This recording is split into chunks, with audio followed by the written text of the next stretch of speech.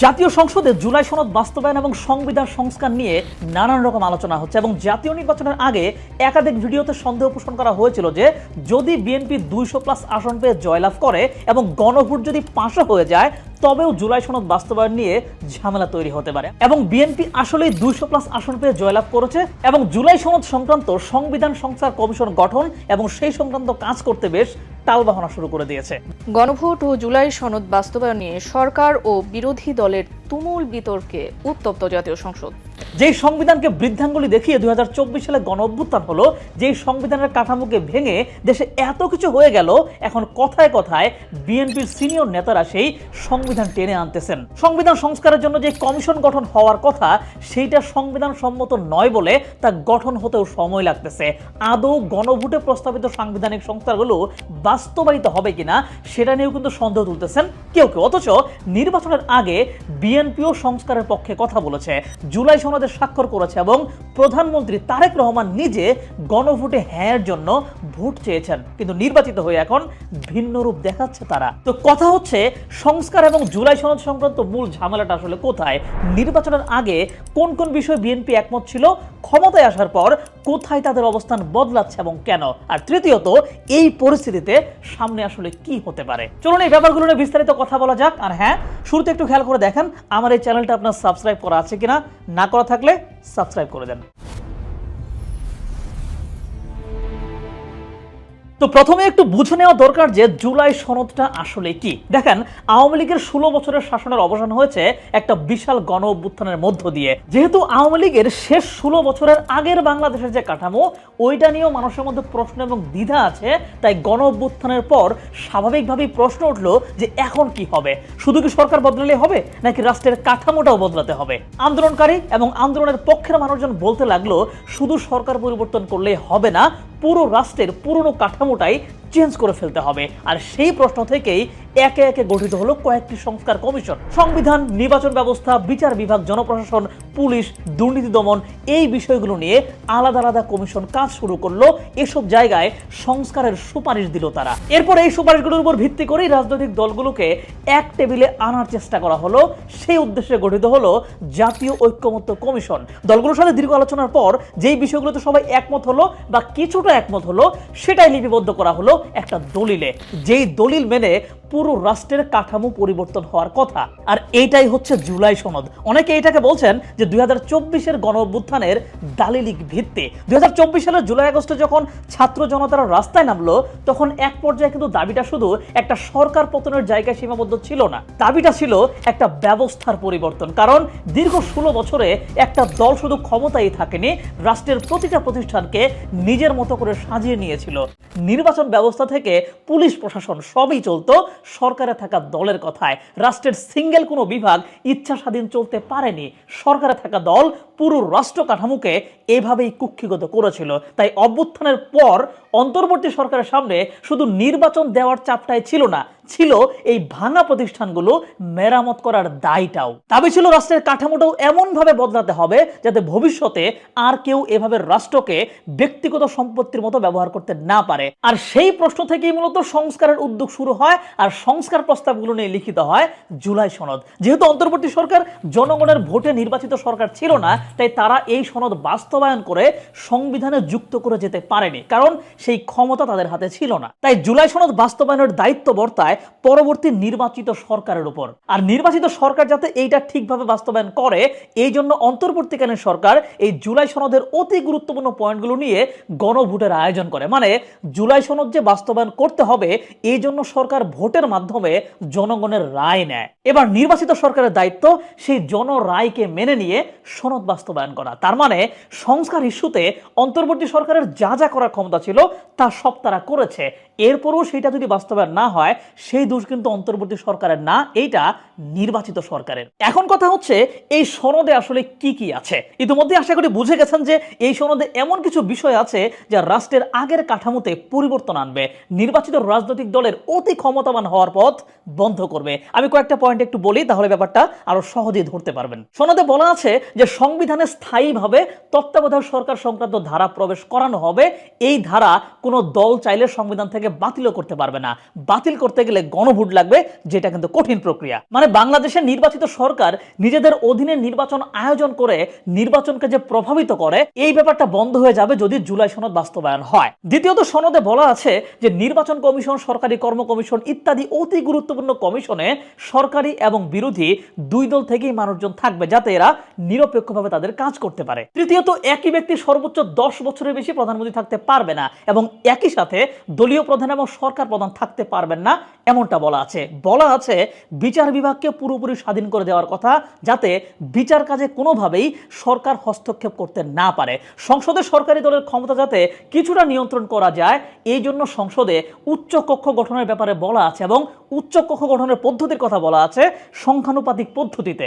এই পদ্ধতি বাস্তবায়ন করা গেলে সরকারি দল ইচ্ছামতো যে কোনো আইন বানাতে পারবে না, ইচ্ছামতো সংবিধানও পরিবর্তন করতে পারবে না। তো রাষ্ট্রের সংস্কার সংক্রান্ত এরকম প্রায় 84টা প্রস্তাব আছে এই জুলাই সনদে, যার মধ্যে 48টা আছে মূলত সংবিধান সংস্কার সংক্রান্ত, আর বাকিগুলো রাষ্ট্রের অন্যান্য বিষয় সংক্রান্ত।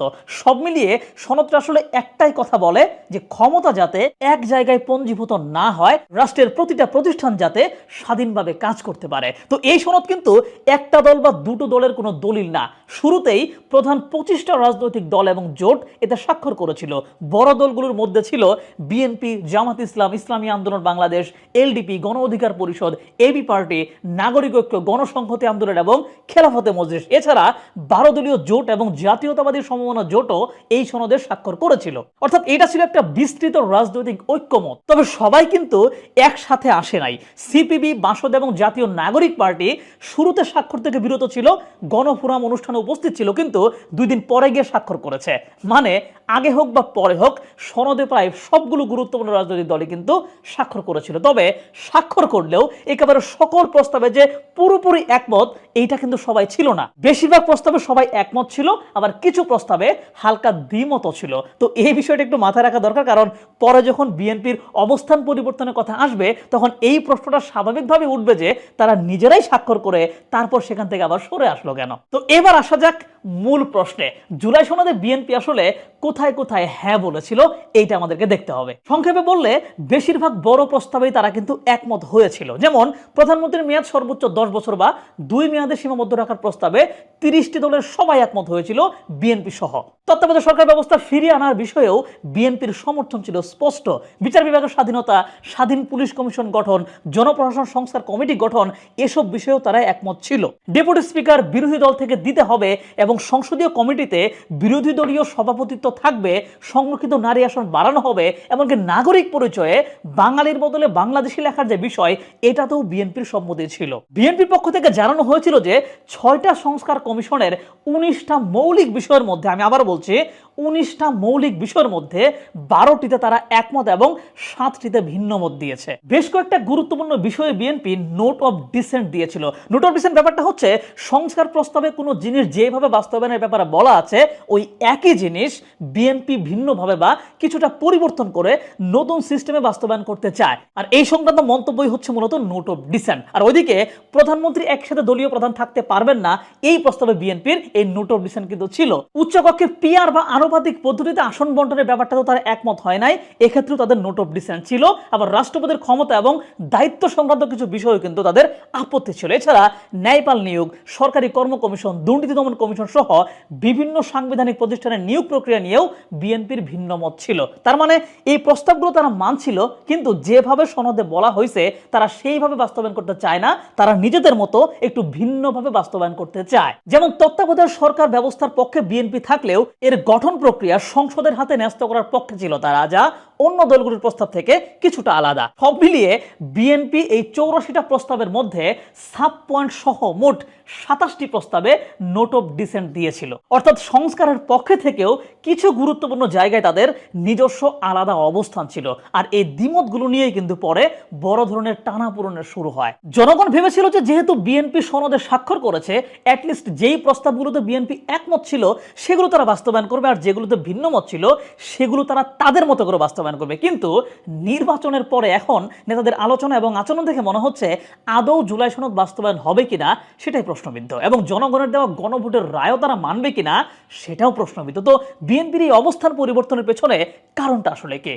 মূল কারণ হচ্ছে সরকারি দল হিসেবে বিএনপির ক্ষমতা কমে যাবে, এইটা ঠেকানোর জন্য তারা নানান প্রক্রিয়ায় গড়িমসি করছে। তাদের জায়গা থেকে প্রথম এবং সবচেয়ে বড় অভিযোগটা হলো প্রক্রিয়াগত। বিএনপি মহাসচিব মির্জা ফখরুল ইসলাম আলমগীর অভিযোগ করেছেন যে সনদে প্রতিশ্রুতি ছিল বিএনপির নোট অফ ডিসেন্ট লিপিবদ্ধ করা হবে, কিন্তু সেটা বাদ দেওয়া হয়েছে। তিনি এটাকে জনগণ এবং রাজনৈতিক দলগুলোর সাথে প্রতারণা বলে মন্তব্য করেছেন। জনগণের সঙ্গে এটা একটা প্রতারণা, রাজনৈতিক দলগুলোর সঙ্গে এটা প্রতারণা। আর জুলাই সনদে মোট 84টা সংস্কার প্রস্তাবের মধ্যে 61টাতেই কোনো না কোনো দলের নোট অফ ডিসেন্ট ছিল। বিএনপি একাই বেশ কয়েকটি মৌলিক সংস্কার সহ প্রায় 27টি প্রস্তাবে ভিন্নমত জানিয়েছিল। বিএনপি মনে করে যে ভিন্নমতগুলো সনদ যুক্ত না করে মূলত রাজনৈতিক দলগুলোর মতামতকে পাশ কাটানোর চেষ্টা করা হয়েছে এবং অন্তর্বর্তী সরকার তাদের নিজেদের ইচ্ছাগুলো চাপিয়ে দিয়েছে। আর যেহেতু সনদে এই ভিন্নমতগুলো লিপিবদ্ধ করা নাই, তাই এইটাকে সনদ বাস্তবায়নে দেরি হওয়ার কারণ হিসেবে ব্যাখ্যা করতেছে বিএনপি। কিন্তু সত্যি কথা হচ্ছে কয়েকটি অতি গুরুত্বপূর্ণ মৌলিক বিষয় ছাড়া বাকি প্রস্তাবগুলোর নোট অফ ডিসেন্টকে কিন্তু মেনে নেওয়ার কথা বলা হয়েছে এই জুলাই সনদে এবং সেটা গণভোটে কিন্তু উল্লেখ করা হয়েছিল। বিএনপির দ্বিতীয় কারণটা হচ্ছে সাংবিধানিক সার্বভৌমত্বের প্রশ্ন। অন্তর্বর্তী সরকার জুলাই সনদ বাস্তবায়নের জন্য একটা অধ্যাদেশ জারি করেছিল, যেটা অনুযায়ী নির্বাচিত সংসদ সদস্যরা শুধু সংসদ সদস্যই না, বরং তারা সংবিধান সংস্কার পরিষদের সদস্য। সেই অনুযায়ী কিভাবে জুলাই সনদকে সংবিধানে প্রবেশ করাতে হবে, কিভাবে বাস্তবায়ন করতে হবে, এই ব্যাপারে তাদের একটা শপথ নেওয়ার কথা। কিন্তু বিএনপির অবস্থান হলো বিদ্যমান সংবিধানে শুধু সংসদ সদস্যের শপথ নেওয়ার কথা আছে, সংবিধান সংস্কার পরিষদ বলে কিছু নাই। যদি সংবিধানে কখনো এটি যুক্ত করা হয় তখনই তাদের এই শপথের প্রশ্নটা আসবে এবং সংবিধানে যুক্ত করার পরেই সেই পরিষদ সংবিধান সংস্কার শুরু করবে। এই যুক্তি দিয়ে বিএনপি সংবিধান সংস্কার পরিষদের শপথ বর্জন করেছে, যেখানে জামাত এবং এনসিপির সদস্যরা কিন্তু সেই শপথ নিয়েছে। মানে সংবিধানের মার পেঁচে ফেলতে চাচ্ছে এই জুলাই সনদটাকে। তৃতীয় কারণটা হচ্ছে উচ্চকক্ষ নিয়ে দ্বন্দ্ব।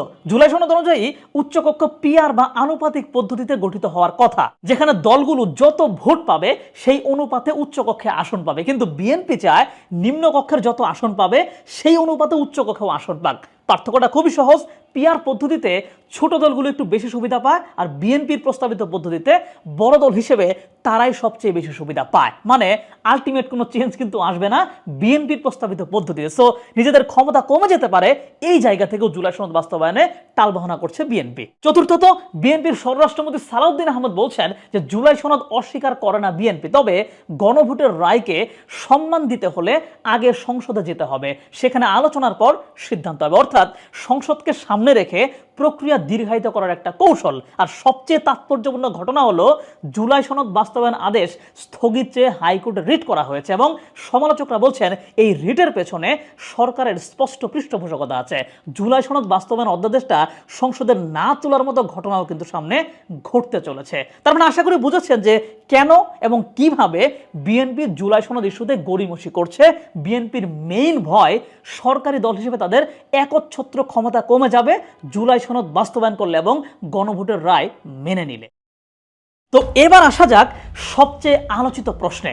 বিএনপি বারবার বলছে যে সংবিধানের বাইরে কিছু করা যাবে না, কিন্তু এই যুক্তিটা কতটা নীতির জায়গা থেকে আর কতটা কৌশলের জায়গা থেকে সেটা দেখা দরকার। প্রথমে দেখা যাক যে তারা ঠিক কোথায় কোথায় সংবিধানের দোহাই দিচ্ছে। মূলত তিনটি জায়গায় আপত্তি জানাচ্ছে। এক, সংবিধান সংস্কার পরিষদ।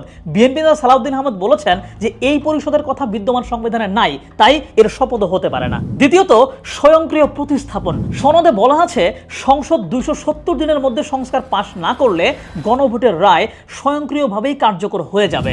বিএনপি এইটাকে বলতেছে অটো পাস। তাদের যুক্তি, সংবিধান সংশোধনে সংসদের 2/3 ভোট লাগবে, কারণ সংবিধান এমনটাই বলা আছে। তৃতীয়ত, মির্জা ফখরুল ইসলাম বলেছিলেন যে নির্বাচিত সংসদ ছাড়া সংবিধান পরিবর্তনের ম্যান্ডেট কারো নেই। মানে গণভোট যে জনগণের ম্যান্ডেট, এইটা সংবিধানে নাই বলে এইটাকেও তারা মানতে নারাজ। এখন দেখেন, তাত্ত্বিকভাবে চিন্তা করলে আইনগতভাবে কিন্তু এই ব্যাপারগুলো আসলে ভুল কিছু না, কিন্তু একটু পেছনে ফিরে তাকানো যাক, তাহলে ব্যাপারটা আরো ক্লিয়ার হবে। 1979 সালে বিএনপির প্রতিষ্ঠাতা জিয়াউর রহমানের শাসনামলে 5ম সংশোধনীর মাধ্যমে সামরিক শাসনামলের ফরমান এবং আদেশে সংবিধানের যেসব পরিবর্তন আনা হয়েছিল সেগুলোকে কিন্তু বৈধতা দেওয়া হয়েছিল। এরপর 1996 সালে বিএনপি সরকারই কিন্তু আওয়ামী লীগের আন্দোলনের মুখে ত্রয়োদশ সংশোধনীর মাধ্যমে সংবিধানের তত্ত্বাবধায়ক সরকার ব্যবস্থা যুক্ত করেছিল, যেটা মাত্র 11 দিনের একটা অধিবেশনে মধ্যরাতে একতরফাভাবে পাশ হয়েছিল। আর বিএনপি কিন্তু চতুর্থ সংশোধনীও পাশ করেছিল, যেটা পরবর্তীতে দেশের রাজনীতির জন্য ধ্বংসাত্মক বলে কিন্তু সমালোচিত হয়েছে। অর্থাৎ সংবিধান সংশোধন বিএনপির কাছে নতুন কিছু নয়, প্রয়োজনে তারা নিজেরাই কিন্তু এটা একাধিকবার করেছে। তাহলে প্রশ্ন হচ্ছে, এখন হঠাৎ করেই এই সংবিধানের এত কঠোর রক্ষক হওয়ার পেছনে কারণটা কি? বিশ্লেষকরা মূলত দুইটা কারণ দেখছেন। প্রথমত, পিআর পদ্ধতিতে উচ্চকক্ষ গঠন করা হলে বড় দলের একচ্ছত্র আধিপত্য কমে যায়। বিএনপি শুরু থেকেই এই প্রস্তাবে আপত্তি জানিয়ে আসছে। সহজ কথায়, এই পদ্ধতিতে ছোট দলগুলো বেশি সুবিধা পায়, বড় দল হিসেবে বিএনপি কম সুবিধা পায়। দ্বিতীয়ত, সংস্কার কমিশনের অনেক প্রস্তাব ভবিষ্যৎ সরকারের নির্বাহী ক্ষমতাকে কমিয়ে দেয়। আর বিএনপি সংসদে 2/3 আসন পেয়েই ক্ষমতা এসেছে, স্বাভাবিকভাবেই তারা চাইবে না যে সেই ক্ষমতা কোনোভাবে অনির্বাচিত কাঠামোর কাছে সীমিত হয়ে যাক। সার কথা হলো, সংবিধানের যুক্তিটা মিথ্যা নয়, কিন্তু সম্পূর্ণ সৎ নয়। যেই সংবিধান নিজেদের সুবিধায় বারবার বদলানো হয়েছে, সেই একই সংবিধানকে এখন ঢাল হিসেবে ব্যবহার করা হচ্ছে বলে সমালোচকরা মনে করছেন। তো এখন প্রশ্ন হচ্ছে, জুলাই সনদ এবং গণভোটের রায় মানলে কি হবে আর না মানলে কি হবে? এই প্রশ্নের উত্তর দেওয়ার আগে একটা তথ্য মাথায় রাখা দরকার। সেটা হচ্ছে, গণভোটে 68% বেশি মানুষ কিন্তু সংস্কারের পক্ষে হ্যাঁ ভোট দিয়েছিল। এমনকি বিএনপির চেয়ারম্যান তারেক রহমান নিজেও তার সমর্থকদের হ্যাঁ ভোট দেওয়ার জন্য আহ্বান জানিয়েছিলেন। আর এখানেই সবচেয়ে বড় স্ববিরোধিতাটা চোখে পড়ে। একদিকে নিজেদের সমর্থকদের হ্যাঁ ভোট দিতে বলা, আর অপরদিকে সেই হ্যাঁ রায়ের ভিত্তিতে সংস্কার বাস্তবায়নে ধীরে হাঁটা। এই দুটো অবস্থান একসাথে টিকানো কিন্তু অনেক কঠিন। তাহলে দুটো পথের পরিণতি কি হতে পারে সেটা চলুন একটু খুলে দেখা যাক। প্রথমত, মানলে কি হবে? বিএনপি যদি পুরোপুরি সনদ বাস্তবায়নে এগিয়ে যায়, তাহলে সবচেয়ে বড় লাভ হবে নৈতিক অবস্থানের। জুলাই অভ্যুত্থান থেকে বিএনপি সবচেয়ে বেশি রাজনৈতিক সুবিধা পেয়েছে, ক্ষমতায় এসেছে সেই ঢেউয়ে চড়েই। কিন্তু সেই বিপ্লবের দাবিগুলো যদি পূরণ না হয়, তাহলে স্বাভাবিকভাবে প্রশ্ন উঠবে যে অভ্যুত্থানটা আসলে তাহলে কার কাজে লাগলো? এতগুলো মানুষের রক্ত কেন ঝরলো? আর সনদ মানলে বিএনপি নিজেদেরকে সেই প্রশ্নের বাইরে রাখতে পারবে। তরুণ প্রজন্মের ভিতরে তাদের আস্থা ধরে রাখা সম্ভব হবে। আর দীর্ঘমেয়াদে প্রধানমন্ত্রীর মেয়াদ সীমা বা ক্ষমতার ভারসাম্যের মতো যেই সংস্কার, সেগুলো যদি বাস্তবায়িত হয়, তবে ভবিষ্যতে অন্য কোনো দল স্বৈরাচারী হয়ে ওঠার পথ বন্ধ হয়ে যাবে। সব মিলিয়ে বিএনপির জনপ্রিয়তা বাড়বে এবং তরুণদের কাছেও ব্যাপক গ্রহণযোগ্যতা পাবে, যেটা পরবর্তীতে বিএনপিকে ক্ষমতায় থাকার ক্ষেত্রে বেশ সুবিধা দেবে। দ্বিতীয়ত, না মানলে কি হবে? না মানলে বেশ কিছু ঝুঁকি আসতে পারে, আর ঝুঁকিগুলো বেশ কয়েকটা দিক থেকেই আসতে পারে। প্রথমত, তরুণ ভোটারদের অনাস্থা। জুলাই প্রজন্ম এই সনদকে তাদের আন্দোলনের ফসল হিসেবে দেখে। এইটা উপেক্ষা করলে বিএনপি তাদের কাছে ধীরে ধীরে সংস্কার বিরোধী এবং পুরনো রাজনীতির প্রতিনিধি হিসেবে চিহ্নিত হয়ে যাবে। মনে রাখতে হবে, এই তরুণরাই কিন্তু আগামী নির্বাচনের সবচেয়ে বড় ভোটার গোষ্ঠী। দ্বিতীয়ত, আন্দোলনকারীদের সাথে দূরত্ব। জুলাই আন্দোলনের সমন্বয়করা এবং ছাত্র নেতারা এরই মধ্যে কড়া ভাষায় বলতে শুরু করেছে যে বিএনপি ক্ষমতায় এসে সনদ ভঙ্গের মাধ্যমে যাত্রা শুরু করেছে। এই সমালোচনা যত বাড়বে, বিএনপির রাজনৈতিক ভাবমূর্তিতে ততই চাপ বাড়বে। তৃতীয়ত, বিরোধী দলগুলোর সাথে দূরত্ব আরও বাড়বে। জামাত এবং এনসিপি ইতিমধ্যেই সংবিধান সংস্কারের শপথ নিয়েছে। বিএনপি না নেওয়ায় বিরোধী দলগুলো এই ইস্যুতে বিএনপির বিরুদ্ধে একটা শক্তিশালী নৈতিক অবস্থান পাচ্ছে, যেটা সংসদের ভেতরে এবং বাইরে সরকারের জন্য ক্রমশ অস্বস্তিকর হয়ে উঠতেছে এবং এটা আরো বেশি উঠবে। চতুর্থত, বৈধতার প্রশ্ন। গণভোটে হ্যাঁ জিতেছে, কিন্তু চূড়ান্ত সিদ্ধান্ত নেবে সংসদ। আর বিএনপির নিরঙ্কুশ সংখ্যাগরিষ্ঠতা থাকায় সনদ বাস্তবায়ন করা বা না করার ক্ষমতা এখন কার্যত তাদের হাতেই। এই ক্ষমতা ব্যবহার করে সনদ ঠেকিয়ে রাখলে জনগণের ভোটে সংসদে গিয়ে আরেকটি জনগণের রায়কে উপেক্ষা করার অভিযোগ উঠবে। একই সাথে হওয়া নির্বাচনের একটাকে মানলো আরেকটাকে মানলো না, এই সেন্স থেকে প্রশ্ন উঠবে, যা দীর্ঘমেয়াদে সরকারের নৈতিক ভিত্তিকে দুর্বল করবে। সরকার এবং বিএনপির ইমেজ খারাপ হবে। ভবিষ্যতে যদি আবার কখনো দেশে গণ আন্দোলন হয়, তবে সে সময় মানুষ আর বিএনপিকে বিশ্বাস করবে না। তবে এই ব্যাপারটা নির্ভর করতেছে সামনের কয়েক বছর সরকার হিসেবে বিএনপি জনগণকে কতটা ভালো শাসন উপহার দিতে পারে সেটার উপরে। যদি শাসক হিসেবে তারা ব্যর্থ হয়, তবে দুইটা অভিযোগ একসাথে আসবে, যে সংস্কারও করতে পারলো না, আবার দেশটা ঠিকঠাক চালাতেও পারলো না। তবে মাঝামাঝি আরেকটা পথ আছে। বিএনপি চাইলে পুরোপুরি হ্যাঁ বা পুরোপুরি না, এই দুইটার বাইরে গিয়েও হাঁটতে পারে। যেসব বিষয় আগে থেকেই একমত ছিল, যেমন প্রধানমন্ত্রীর মেয়াদ সীমা, তত্ত্বাবধায়ক সরকার ব্যবস্থা, বিচার বিভাগের স্বাধীনতা, এগুলো সংসদীয় প্রক্রিয়ায় দ্রুত বাস্তবায়ন করতে পারে। আর যেসব বিষয়ে আপত্তি আছে, সেগুলো আলোচনার টেবিলে তুলতে পারে। এতে একদিকে সংবিধানের যুক্তিও রক্ষা হয়, আর অন্যদিকে সংস্কারের প্রতিশ্রুতিও পূরণ হয়।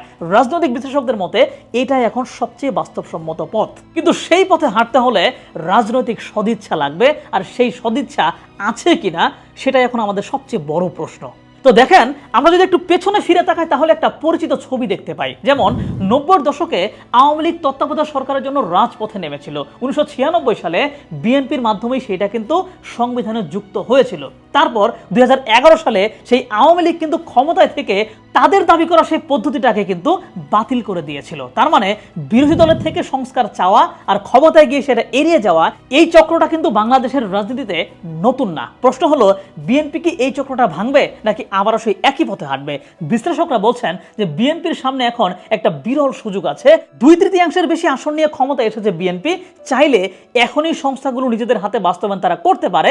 প্রধানমন্ত্রীর মেয়াদ সীমা, বিচার বিভাগের স্বাধীনতা, তত্ত্বাবধায়ক সরকার, এগুলো নিজেরাই করে দেখাতে পারে। এইটা করতে পারলে বাংলাদেশের রাজনৈতিক ইতিহাসে সত্যিকার অর্থে একটা নতুন নজির তৈরি হবে। আর যদি না পারে তাহলে ইতিহাস তার নিজের মতো করে সেটা মনে রাখবে। আর মনে রাখতে হবে, গণভোটে 68% মানুষ সংস্কারের পক্ষে রায় দিয়েছে। এই রায়কে পাশ কাটিয়ে যাওয়াটা এত সহজ কিছু না। কেউ কেউ এটাকে টাইম বোমার সাথে তুলনা করতেছেন, যা যে কোনো সময় রাজনৈতিক অস্থিরতা তৈরি করতে পারে। এখন আপনাদের কাছে একটা প্রশ্ন রেখে যেতে চাই, বাংলাদেশে কোনো রাজনৈতিক দল কি পারবে যে ক্ষমতায় গিয়ে স্বেচ্ছায় নিজেদের ক্ষমতা কমানোর মতো সংস্কার বাস্তবায়ন করতে, নাকি ক্ষমতার চেয়ারে বসলে আসলে সবাই সেই পুরনো পথেই হাঁটা শুরু করবে? কমেন্টে আপনার মতামত জানান। আজ এ পর্যন্তই, ধন্যবাদ।